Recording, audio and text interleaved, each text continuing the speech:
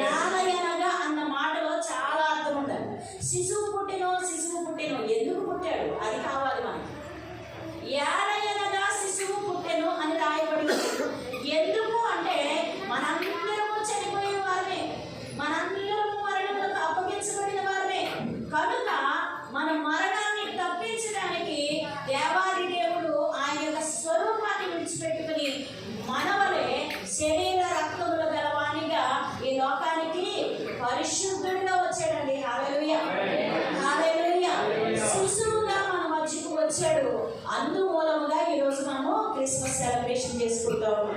Christmas ఎందుకు అని అంటే క్రీస్తుని ఆరాధించడానికి. అదొక్కటే మనం చెప్పడం సబబు కాదు, అదొక్కటే చెప్పుకోవడం కరెక్ట్ కాదు అనేది నా ఉద్దేశం. హల్లెలూయా. అయితే ఇక్కడ చెప్పబడుతున్నటువంటి ఈ మాటలు చూస్తే, ఏలయనగా మనకు శిశువు పుట్టెను, మనకు కుమారుడు అనుగ్రహింపబడెను, ఆయన భుజము మీద రాజ్యభారం ఉండెను. హల్లెలూయా.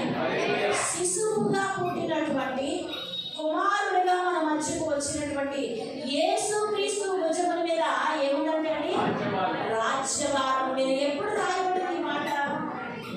యెషయా ప్రవక్త అంటే ప్రవక్తల ప్రవచనములు నెరవేర్పు మరి నూతన నిబంధన. హల్లెలూయా.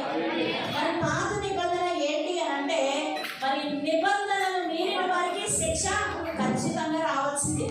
ఇది దేవుని నిర్ణయం. అయితే ఆ శిక్షను తప్పించడానికి దేవాది దేవుడు తన యొక్క స్వరూపాన్ని విడిచిపెట్టుకుని మన స్వరూపంలో ఈ భూమికి రావడాన్ని మనం చూస్తా ఉన్నాం. హల్లెలూయా.